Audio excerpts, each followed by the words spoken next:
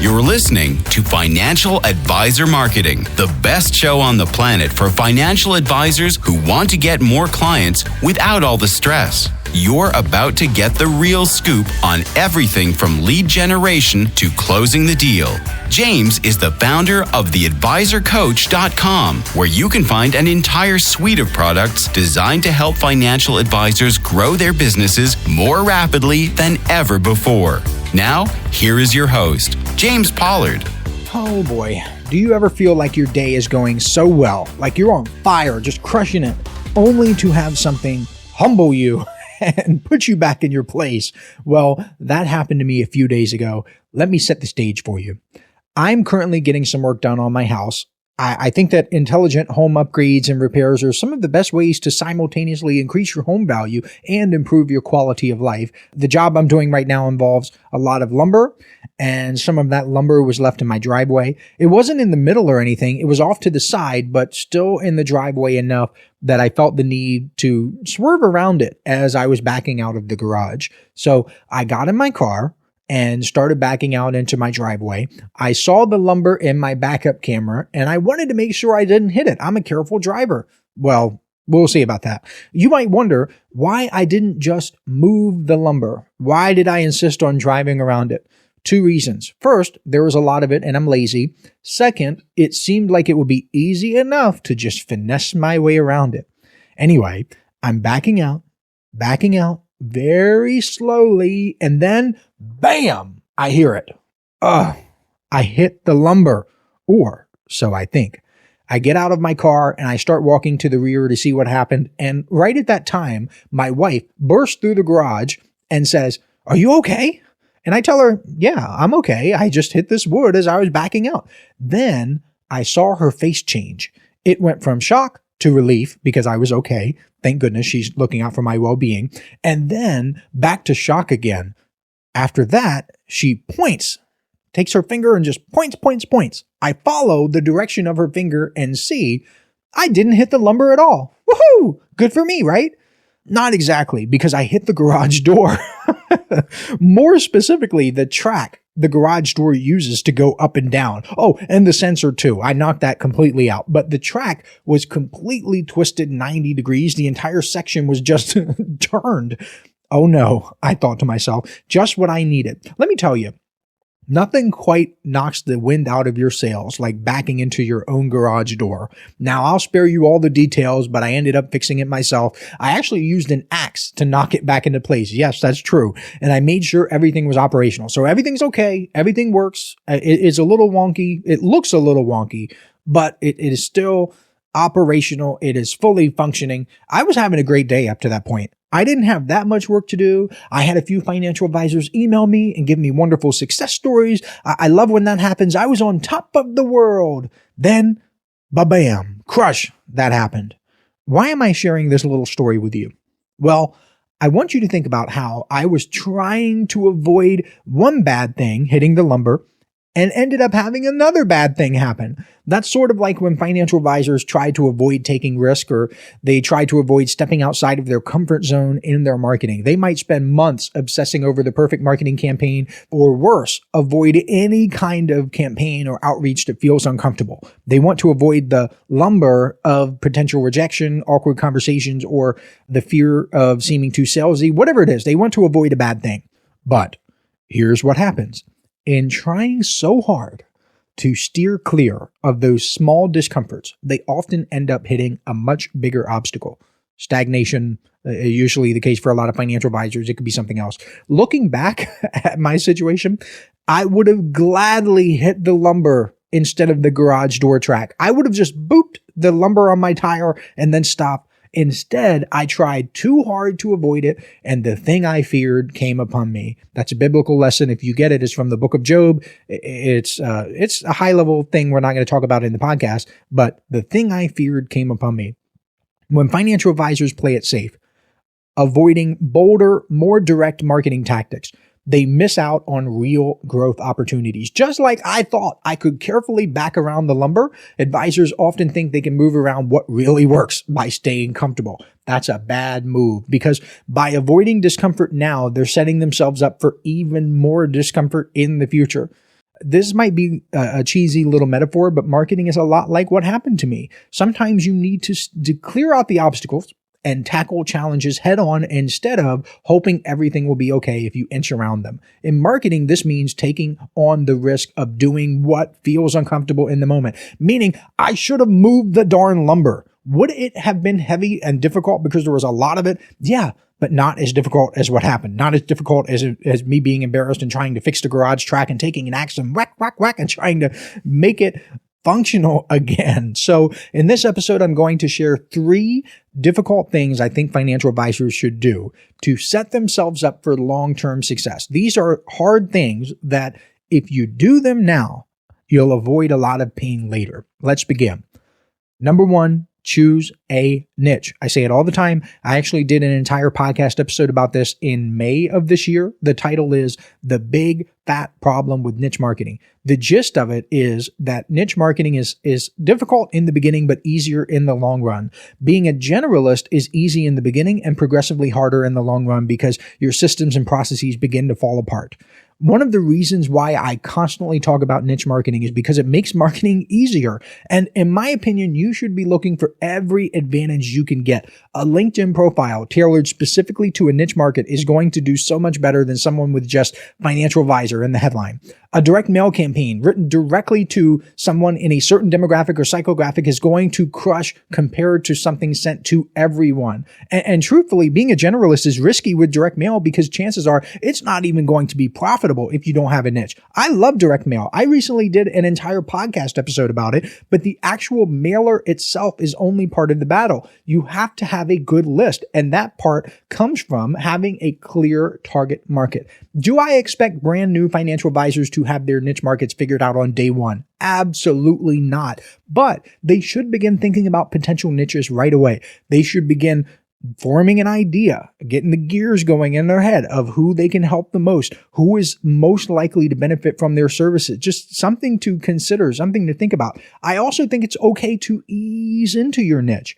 The reason I say that is because it's usually a lot easier to go narrow later than it is to go wide later, especially as you grow your business. If your business is rocking and rolling, yeah, it gets a lot harder to do that. Meaning if you start trying to build your business around, I'm just going to get silly with this, redheaded pilots in Tennessee, age 50 and older, that might be a little too narrow. It's really hard to back out of that and say, never mind, that's not the niche I want. It's a much smarter idea to draw a line in the sand and say from the get-go, I'm only working with people 50 and older. Then as you grow, you can say, I'm working with people 50 and older in Tennessee only. And then you can go from there. Again, it's easier to filter down as time goes on. I would much rather have you start slightly wider and niche down than to niche down too much and try to go wide later. I hope that removes a lot of the anxiety that financial advisors have about choosing a target market. Number 2, thing that is difficult in the beginning but will make life a lot easier for you is to build a phenomenal lead magnet. Your lead magnet is the thing that people get in exchange for joining your email list. So in my experience, email marketing is arguably the single most effective marketing strategy financial advisors can employ for setting appointments. The reason it's so effective is because it allows you to handle objections, establish credibility, and build a relationship one step, one email at a time. Plus, you can do it automatically using an email autoresponder sequence, meaning once you build the email sequence, you don't have to do much at all. You can just let it sit and run for you on autopilot if you choose. But you have to get people on the email list, and your lead magnet is the thing that gets people to subscribe. It could be a PDF, it could be a video, it could be a webinar, or whatever you want, really, as long as it appeals to your specific target market. Personally, like PDFs, because they're easier to create in my experience for me, but you might like videos. Videos might be easier for you to create. In any case, it has to be good, really good.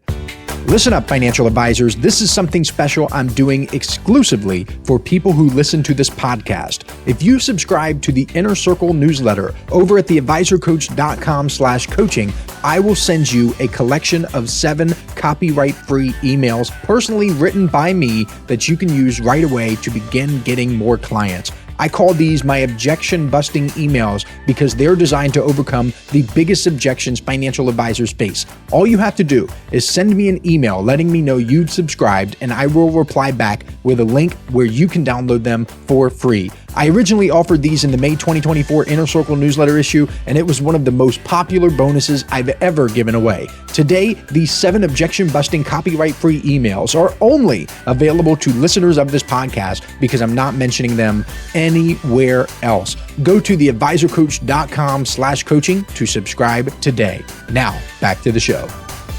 One of my best performing lead magnets, just to give you an idea, is an 80+ page PDF.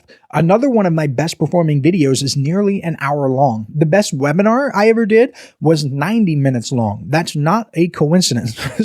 So many people try to get away with these little cheat sheets or guides or 15-minute videos, and they don't work as well. Why? Well, there are several reasons. The first reason is the familiarity principle, the mere exposure effect. The more people spend time with you, the more familiar they become with you, and the more likely they are to like you and do business with you. Second, something that's a little more in-depth is just more appealing. That means it's more likely to get downloaded or to get someone involved in your world. Doesn't mean it absolutely has to be long. No, it doesn't have to be long, but it has to be good. So if you can deliver something amazing that's not a long video or PDF, more power to you. It just has to appeal to your market. In my experience, something that is more substantial simply has more appeal than something is skimpy. If I go to a dentist and I say, here's 100 pages of things that you could do to maximize the value of your practice, and you go to a dentist and say, here are 5 pages of things you can do to maximize the value of your practice, then I am likely going to get higher conversions than you. That's a reason why there is no such thing as a cookie cutter program or template that you can use, because it has to appeal to your market. A long time ago, I gave my Inner Circle members a lead magnet template for them to model, but right there at the top, I gave them a warning, a disclaimer. I said, do not copy and paste. Tailor it to your specific market. Tailor it to your situation, your background. Make it unique to you. Make it your own, because that is how you're going to get the most out of it. A lot of financial advisors mistakenly believe that writing the emails themselves is the hardest, most time-consuming part of email marketing. That is not true. That's actually really far from the truth. The email should be the easiest part. I even offer an entire sequence of 7 copyright-free, objection-busting emails to people who subscribe to the Inner Circle newsletter, who listen to this podcast. It's the ad I have in the mid-roll. It's the middle of the podcast. It's in all of the recent podcast episodes. You could take that entire sequence of 7 emails, modify them a little bit, putting your name in there and a few stories about yourself, and have an email sequence up and running tonight. That is not an exaggeration. The podcast is the only place where I mention those objection-busting emails because it's a bonus that I give only to Inner Circle members who listen to this podcast. It's my way of saying thank you for listening and thank you for becoming an Inner Circle member. At the same time, I like to reward people in my world, and that reward is reserved for them. If you'd like to subscribe, shameless plug, you can go over to theadvisorcoach.com/coaching. And once you subscribe, send me an email letting me know you subscribed, and I'll send back those 7 copyright free, meaning you can use them however you want. Objection busting emails that you can use to create your own email sequence designed for you to set more appointments. Oh, and by the way, if you've been on the fence about becoming an Inner Circle member, I'll say this one last thing and then I'll move on, I promise. This is the last month that the newsletter will be $99 per month, because on January 1st, 2025, I'm increasing the price to $199 per month. However, everyone who subscribes before January 1st will be locked in at $99 per month. That means this is quite possibly the best month ever to join, because the longer you stay subscribed, the more money you save compared to someone who joins on January 1st or later. You could subscribe on December 31st at 11:58 p.m. for $99 per month, and someone else could subscribe on January 1st at 12:01 a.m., a mere 3 minutes later, and you will pay $100 less per month than that person because you took action and you invested in yourself. Pretty sweet, if you ask me. Now, where were we? Oh yeah, hard stuff financial advisors do now to avoid pain later. Number 3, build your LinkedIn presence, or building a LinkedIn presence. LinkedIn is one of my favorite marketing strategies, so near and dear to my heart. And it is for several reasons. One of the main reasons, and I alluded to this earlier, is because you have a headline that follows you around everywhere you go. And guess what? People read that headline. So if you put something like financial advisor serving tech employees and you get in front of tech employees, they are more likely to engage with you. Whoa, think of that. LinkedIn marketing also compounds over time. I've heard many stories from financial advisors who worry about how slow it is, how much effort they're putting in, and how little results they're getting. Then a few months later, they email me and talk about how glad they are that they stuck with it. Does that sound like, investing money? I mean, you start off investing a little bit and some more, and a whole bunch of time goes by and the bulk of your investments are still from your contributions. You might start thinking to yourself, gee, when is this compounding going to kick in? But you don't give up. You keep going, you keep contributing, and one day you wake up and realize that your growth is outpacing your contributions. That's a pretty good feeling. And LinkedIn is the same way. To be clear, I am not an advocate of growth for growth's sake. I never have been and probably never will be. My LinkedIn approach for financial advisors is all about building relationships. I've said many times that you should have real conversations with people. Just be genuine. Stop trying to pitch everyone and send these long, weird messages. Just talk with people. Again, they will see your headline. Now, it's not that easy, but I can only give so much away on this podcast. I only have so much time. Still, think about it this way. If you're tempted by growth, how many clients do you need? I say this frequently, like how many do you actually need? You probably don't need that many clients to make a fantastic living. So you almost certainly don't need tens of thousands of LinkedIn followers and all of these notifications that don't add anything to your life. You need a carefully cultivated group of people who know, like, and trust you.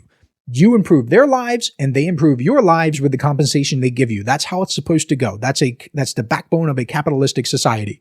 You get rewarded in proportion to how much you help other people, how much you improve their lives, how much they're willing to pay you for perceived improvement. There are lots of ways to describe it. That is how it's supposed to be. Plus, your LinkedIn profile will be around. It's not going anywhere. It'll be there next year and the year after that and the year after that, assuming you don't do any weird stuff that gets you banned.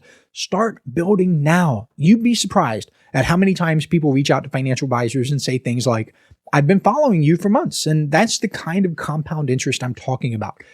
Every day you put it off is another day you have to wait the compound interest, the compound effect to kick in. So those are 3 hard things financial advisors should do now to set themselves up for success in the future. Let's recap because this was kind of a fast episode. Number 1, choose a niche and stick with it. You don't have to go super narrow in the beginning, but you should at least have some idea of a group of people you would like to work with.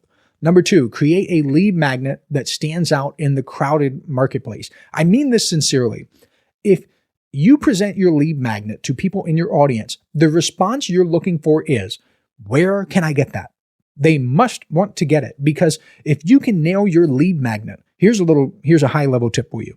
If you get your lead magnet right, then you can dramatically shift the economics of your business. Because if you have a lead magnet where you're essentially paying $50 per email subscriber because it's not very good, and I come out swinging and I create an amazing lead magnet and it gets me email subscribers for only $5 and we're going after the same audience, I have a tremendous economic advantage over you. It is worth the effort, especially because once it's created, it demands very little of your time. You don't really need to update it that much. You don't need to change it. It doesn't ask for anything. It doesn't cost you anything. In most cases, I mean, you could dress it up, you could do different things, like you can make it what you want, but it's not like it's demanding a bunch of time or money. And number 3, invest the time in LinkedIn, not just for the growth, but for genuine relationship building. Because I don't want to get all philosophical with you, but life is made up of the time you spend. And why not spend your time crafting an environment where you have a bunch of people you like in that environment? That's kind of what I've done with my Inner Circle newsletter and my email list and this podcast and all the things I do. I purposefully attract certain types of people, goal-oriented, achieving people, and repel others. That's because I'm designing the life I want to live and I'm doing it in service to others. And I think that's a great way to do it. I highly recommend it. It's worked well for me. Okay, that is a wrap for this week's episode of the Financial Advisor Marketing Podcast. Thank you so much for listening, and I will catch you next week. This is thepodcastfactory.com.